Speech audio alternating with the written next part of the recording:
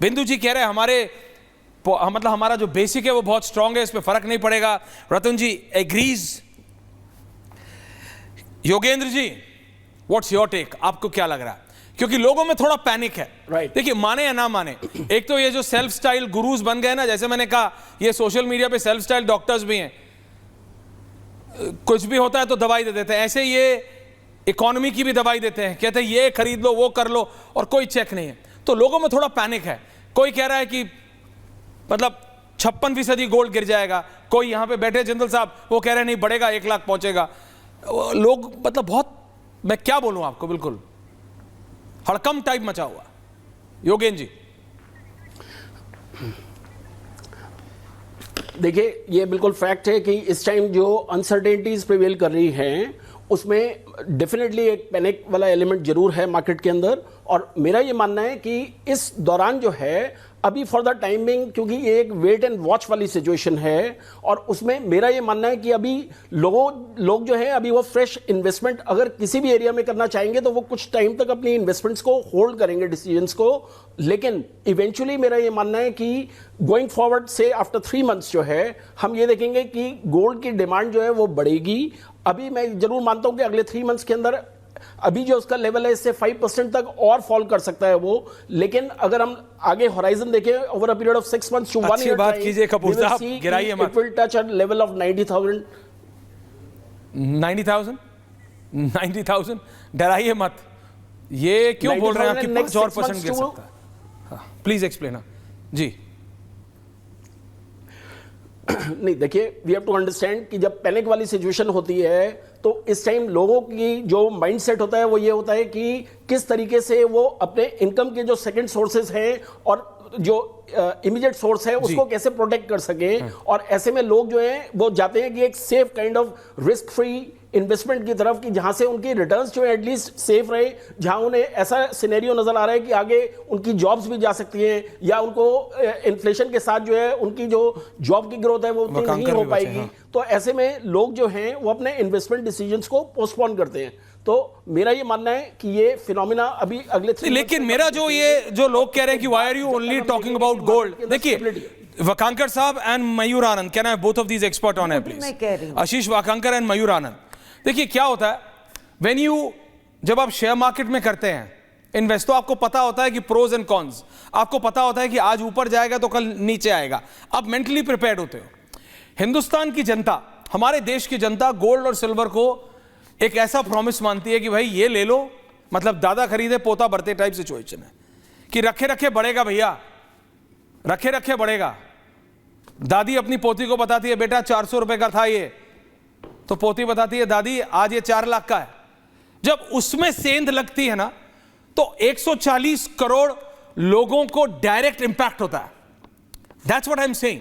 Donald Trump अपनी economy के लिए कर रहे हैं। Donald Trump is trying to make America great again. ठीक है भैया, बहुत अच्छी बात है, but we have to do something to if not make great but at least sustain. कि 140 करोड़ लोगों के घर में सेंध तो ना लगे। डोनाल्ड ट्रंप बैठ के एक डिसीजन लेंगे और 140 करोड़ भारतीयों के घर में डाका पड़ जाएगा।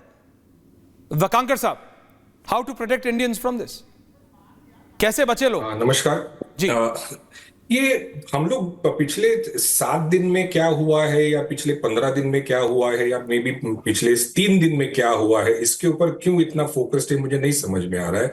आप कह रहे हो कब से कि गोल्ड ने मार्केट से ज्यादा रिटर्न दिया है, ये देखने का नजरिया मेरे विचार में एकदम गलत है। क्योंकि आप गोल्ड का रिटर्न्स देखते हो सेंसेक्स या निफ्टी के अगेंस्ट। कोई सेंसेक्स और निफ्टी में पैसा तो निवेश करता है नहीं, म्यूचुअल फंड्स में निवेश करते हैं, फंड्स में निवेश करते हैं, और वो फंड्स का रिटर्न्स देखिए तो वो गोल्ड से कई गुना ज्यादा है। मैं रिपीट करता हूं, कई गुना ज्यादा है। दूसरा, अगर आप पिछले 1 साल में अगर रिटर्न्स देखोगे, एक लास्ट 1 ईयर में, तो गोल्ड ने तकरीबन 30% का रिटर्न दिया है। पिछले 5 साल में देखोगे तो गोल्ड हैज नियरली डबल्ड, दुगना हो चुका है। तो अलग अलग बास्केट्स में लोग इन्वेस्ट करते हैं। ये देश के अंदर सिस्टमैटिक इन्वेस्टमेंट प्लान्स के जरिए आज म्यूचुअल फंड्स का जो AUM है या एसेट्स अंडर मैनेजमेंट है, उसमें हर एक महीने में बढ़ोतरी हो रही है। अब अगर आप देखेंगे 28,000 करोड़ का आज SIP के माध्यम से हर महीने में पैसा आ रहा है मार्केट्स में। ये मार्केट्स खराब पिछले 6 महीने से कुछ फॉरेन इन्वेस्टमेंट, 1 साल से फॉरेन इन्वेस्टर्स का सेलिंग होने के बावजूद देशी निवेशकों ने बेचना चालू नहीं किया है। वो तो आज भी SIP के माध्यम से पैसा निवेश ही कर रहे हैं। तो मेरे विचार में ये देश मैच्योरिटी की तरफ, अंडरस्टैंडिंग मतलब एक अलग दिशा में जा रहा है। इस देश का युवा है वो उस अलग दिशा में लेके जा रहा है। ये सोने के ऊपर इतना ऑब्सेशन क्यों है इस देश में, और मुझे समझ में नहीं आता। सोना खरीद के नहीं, मेरी बात प्लीज आधा लाइन मुझे दीजिए। सोना खरीद के होता क्या है, कोई समझने की कोशिश करना चाहिए।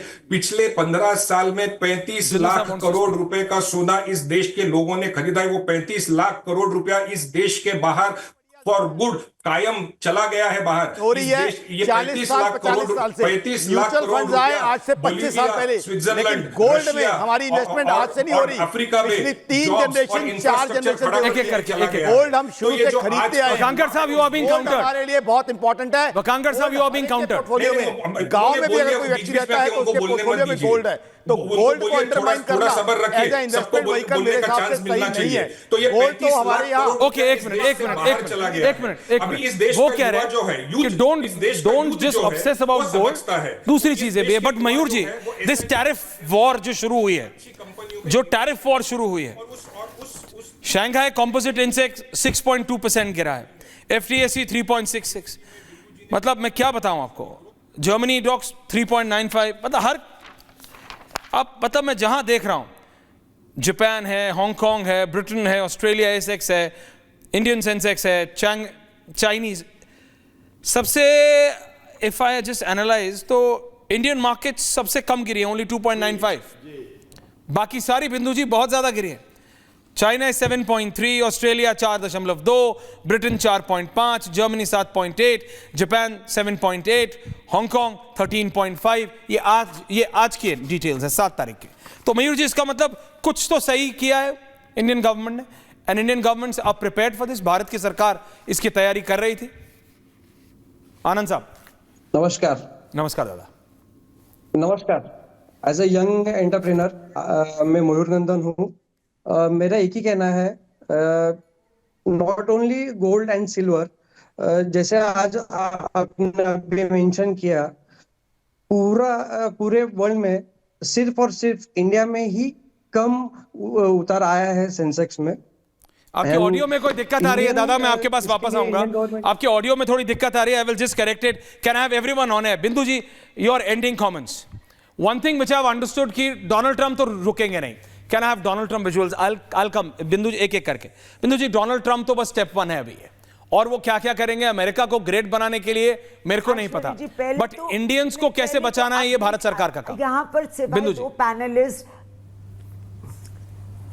मैम पहले तो सिवाय आपके 2 पैनलिस्ट, बाकी आप लोग सब बुलियन की बात कर रहे हैं, जबकि मुद्दा bullion is only one aspect of this great गिरावट and the fear we are going through.